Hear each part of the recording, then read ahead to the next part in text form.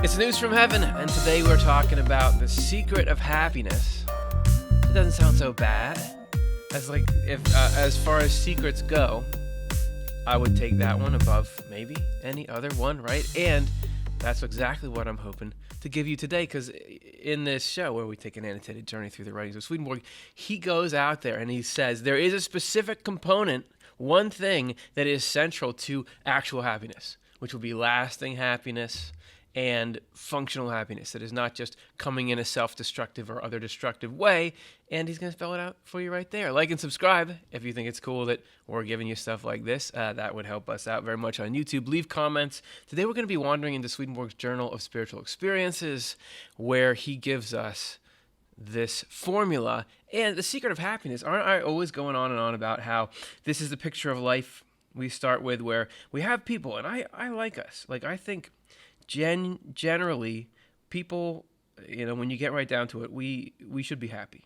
I mean, we deserve happiness. You just think about a conscious person. If you're watching a movie about somebody, you empathize with them, right? You want them to be happy, but not everybody is. And a lot of it is this self-inflicted negative stuff that comes in and destroys the happiness.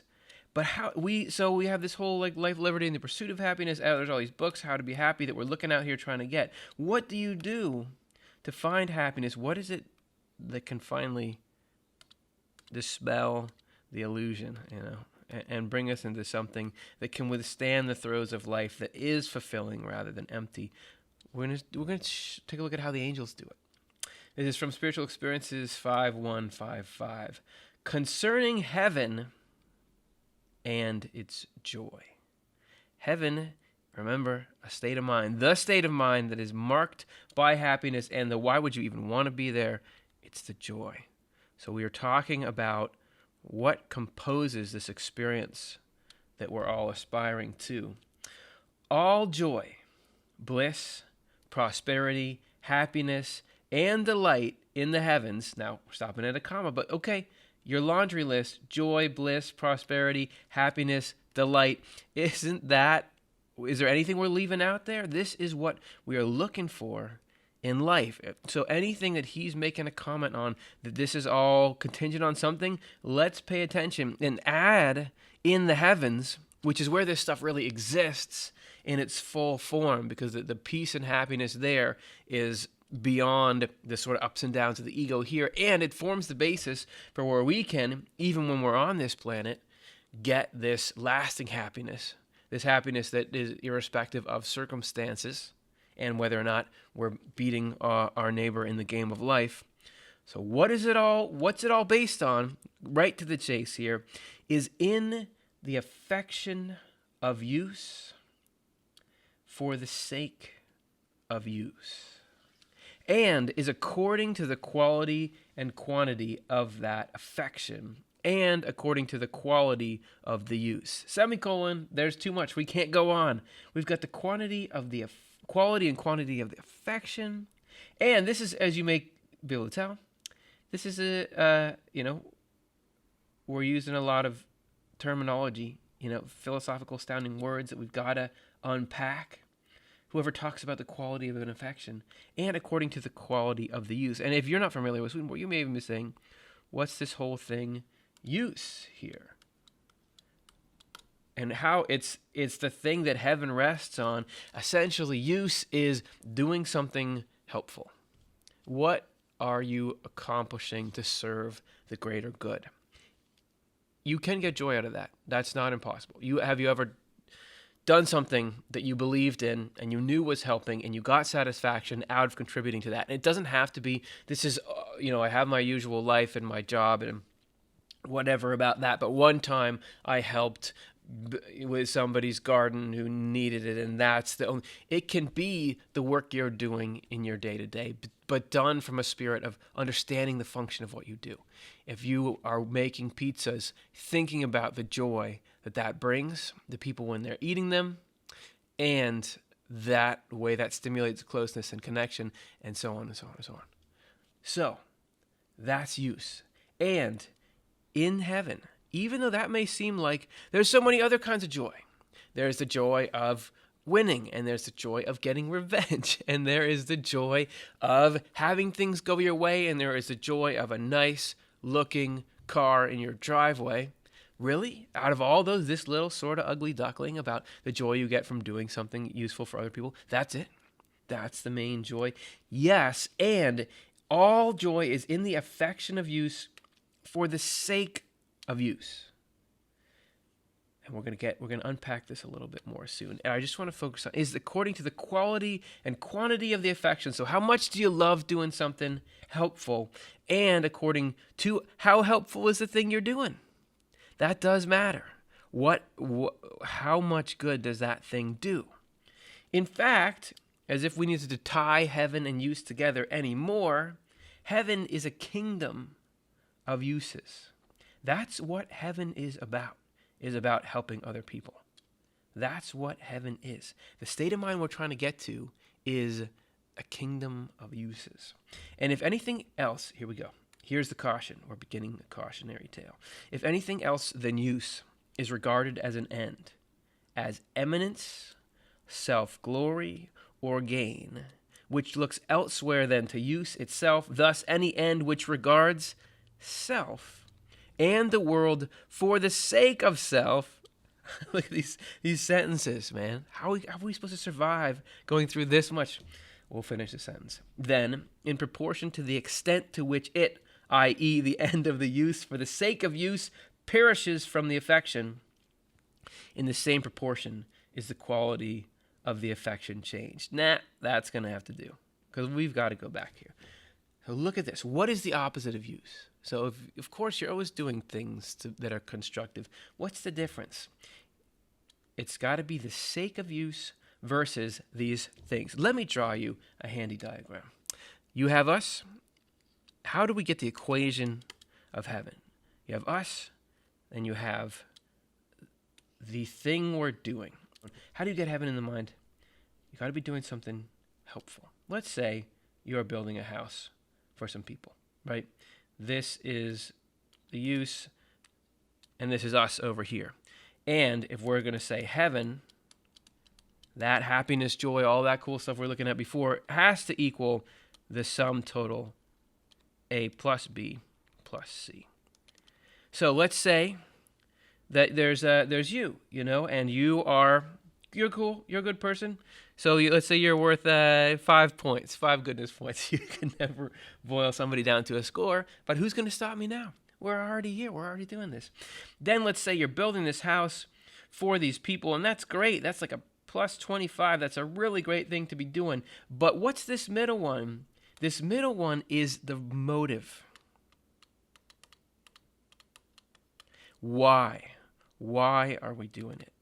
This is the crucial part of the equation. Because if you have in here eminence as the purpose, the only reason I'm helping is so that people will think I'm awesome. This is a crown to indicate that somebody is super awesome. And you're thinking about your own self-image. That's what I want. Then that can tank the whole equation. That will get you below. We have a net negative. We don't get to the mindset of heaven. If in this box there's anything other than, it's supposed to be use. You're supposed to be, like when we're doing this, we're thinking about what's the point of this whole chain here? It is these people. They're going to have this sweet triangle roof house, and they're going to live there, and their happiness and the way that's going to enable their life. If that's what is leading us here, then we can bump up our score. And you start to get heaven in the process of this giving for the sake of use. Now, it's not that, so this other stuff, eminence, self-glory, it's not that that stuff can't be there. It's not that you would say, I can't go help build this house for you because while I'm building it, somebody might think I'm awesome and that will ruin it and I'll get kicked out of the mindset of heaven. All that can be there, but it can't be the purpose, the main reason we're doing it. It doesn't matter. You could go and It could give you all kinds of people could really love you for it. You could get a great reputation for it. That's all fine. But if you'd still do it, even if you didn't get that, and if when you're participating and the main joy you're focused on, and this is not something we can just turn off and on with a switch, but this is a great North Star that we're moving towards. If the point of it is the happiness of these people, then that's heaven. That's heaven. That is the only thing. And it doesn't have to be building a house. There's infinite activities that you can be doing, large and small, to be doing service. But that joy in thinking about the happiness it will create, that is what heaven is. And the more we're not focused on the good it does, the more that we're focused instead on the way that it benefits our particularly, not us like it would put food on the table, but the negative, the eminence, self-glory, gain, which looks elsewhere than to use. That's the toxic thing. The more we're just doing it for that, and you know this, because if you go and you do great and you suddenly everyone thinks you're awesome for doing this great thing, but then you do the next thing and you don't get the same level of praise for it, you're suddenly, what happened? Oh, I fell off. These people don't understand how great I am.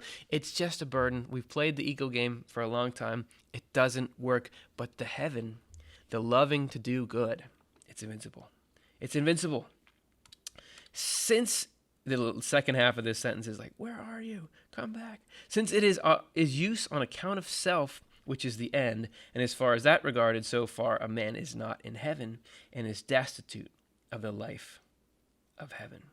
And if use for the sake of self has dominion, then he is no longer in heaven, but in hell. And then he enjoys no reception of any prosperity or happiness interiorly. You can get plenty of external superficial joy from not following this secret of happiness pattern. I've gotten it in my life. You can have plenty of joy from living a life where the thing that I'm cultivating, the thing that matters the most, the thing that my happiness rises and falls on, and everybody struggles with this every day, is how cool am I? How great am I? What have I done? How's everything what's my reputation? Wherever it is for you, you can get you can get a serious lift when things go well for that. But what Swedenborg is asserting is that that's not deep in you. It's relatively superficial, and it can turn into its opposite. And without this use, the love of use, we can't get this prosperity and happiness in the heart. And that's what stays for what it's worth after we move into the other world. Then that stuff blossoms and grows, and this outer sort of transactional negative sources of joy really start to show the side effects. This joy and this happiness, so the joy of use, remember this joy, the joy of use for the sake of use, are what are meant by the joy and happiness of heaven. Somebody says, I'm in heaven. You've been in heaven. You've been in heaven when you were happy for those reasons. For affection, which is of the love, is the receptacle of all delight and prosperity, hence is all joy of heart and all gladness. So what we love, the loving to do something useful, that is what receives this joy. That joy also appears in the faces of angels. Because in the spiritual world, things that are inside shine out. Now, just try not to weep when you see how beautiful the face of this angel is. People see him in near-death experiences. Look at that. Hello. People see him in near-death experiences. The faces of these angels are so beautiful, radiating out. What makes an angel so nice? It's that you can see coming out of them, this person wants to help. This person does not have ulterior motives. This person cares about you and is not using you as a pawn, or is not focused on themselves. And that's God. That's what God is like. And so that shining out, that actually is beauty. And so this radiates out of angels, which is what makes them so awesome in the first place. And they're awesome, but they don't care that they're awesome because they just want to help. You guys ever seen it in The Simpsons, and Marge is like, I'm cool because I don't care if I'm cool or not, right, kids? And they're like, no, that doesn't make you cool. She's like, how do you be cool? That doesn't apply here. It just made me think of it. But angels, super awesome, super beautiful, but are not weighed down by that need to be validated by that. It's just a side effect. God wants to give us everything great, but not if we're turned in and rejecting this heavenly joy, because that's got to be the primary. All this other stuff is tertiary, secondary, whatever the right counter or combined word with that is. There is in them something heavenly, which is inward, and which cannot be described, for it comes from the interior state. We're just approximating when I go on in these amazingly eloquent soliloquies about, it's something like good, doing good for good stuff. That's an approximation. The actual nature of it is beyond words. This joy also insinuates itself into every joy whatever of their wisdom. For the affection of any love communicates itself to every single thing anyone thinks, wills, sees, hears, says, and does, as is also well known. And as the angels are in truths from that good, their faces are then shining and radiant, which comes about from good by means of truths. Think about that love and that connection being in everything you do, everything you see, hear. There's a filter bringing everything up into the sublime and the celestial. And to end it out, let's talk about what angels do. We talk about you got to do something helpful and useful. What actually do angels do for their day job? Heaven is a kingdom of uses. There is no one there who does not discharge a use. Everybody's doing something. Nobody's just snacking on grapes. The kinds of uses are innumerable, both such as they are conscious of and such as they are not conscious of. Your angels and us can be doing good things just by the integrity of their being that you don't even realize, which is just like in life. I didn't realize that I affected this person in that way. You don't even know all the good that you're doing right now. For there are those, here's the different ones. Those who instruct others, teachers. Those who lead to good, some kind of moral education. Those who are with men, and this is, an elderly translation, people. There's angels with ladies too. Those who awake the dead. You know how people, when they have these experiences, they wake up. There's somebody's job is to be like sort of a reverse, what's that called? Hospice worker. Like a wake you up, sort of like a midwife into the other world. Those who protect and those who are responsible for others. So like, I'm babysitting this person today. We have sort of our angel babysitters. In a word, there are innumerable duties, and everyone in his own place receives certain duties according to his affection of use for the sake of use. How do you apply for a job? It's what you love that leads you to just the right occupation for you in heaven. That affection itself, with its joy, is the reward and recompense which is meant in the word. That you can't wait to get to go do that, because it is this amazing food. Going into that, you're going to be so happy doing it, but you're not thinking, this is going to feel so good. It's like, I care so much about the cause. I care so much about protecting people. I know what it's like to be alone and hurting, so I know what it's like to be helped in that space. I'm going to go help. I believe so deeply in what that is and what that does that just getting the chance to participate just fills me with this satisfaction and joy. And I'm not even focusing on that. I'm focusing on what it's going to be like for this person when I help them out. That, even more than that, can be satisfying in this life. Swedenborg says, if you lay that foundation here, this just grows exponentially in the next life into the joy of heaven, which, by the way, everything good you've ever felt is nothing in comparison to where that can grow to, because it just keeps increasing and increasing and increasing. Hence, it is manifest that since the very delight of the affection is the reward, and look at this cool example he gives. There is no desire of meriting, just as a mother who tenderly loves her children.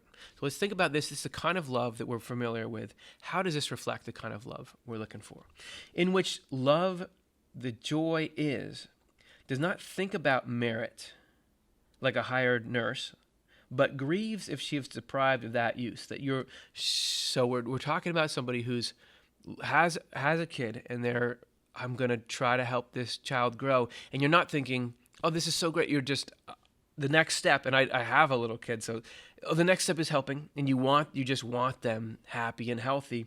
And if you couldn't do that for them, you would wish you were doing that. You're not thinking, oh, this is going to really do something for me. You're thinking this is going to do something for them, and is willing to give all that she has only to be allowed to possess her joy. Hence, it is evident that she rejects the notion of merit on that account. You're just not thinking about it. You're just thinking about, oh, we went to the doctor and all the health was good. It feels so good.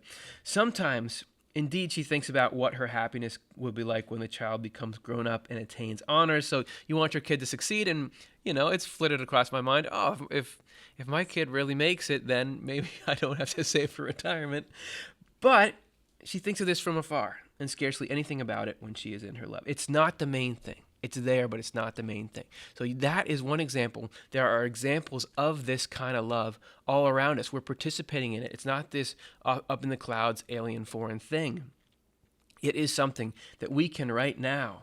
We've seen little bits of it. All it's about is letting go of these worries, which are all connected pretty much to the sake of self, and are dispelled by the belief that actually the Lord is in charge of everything. Instead, we focus on where we've seen the ability to be useful and to be loving, and where we see other people do it, taking and learning from them. And in that, we open ourselves up to the real joy that fills us in, protects us from the clouds, makes us happier and happier forever. And we could be building that right now. That's the secret to happiness.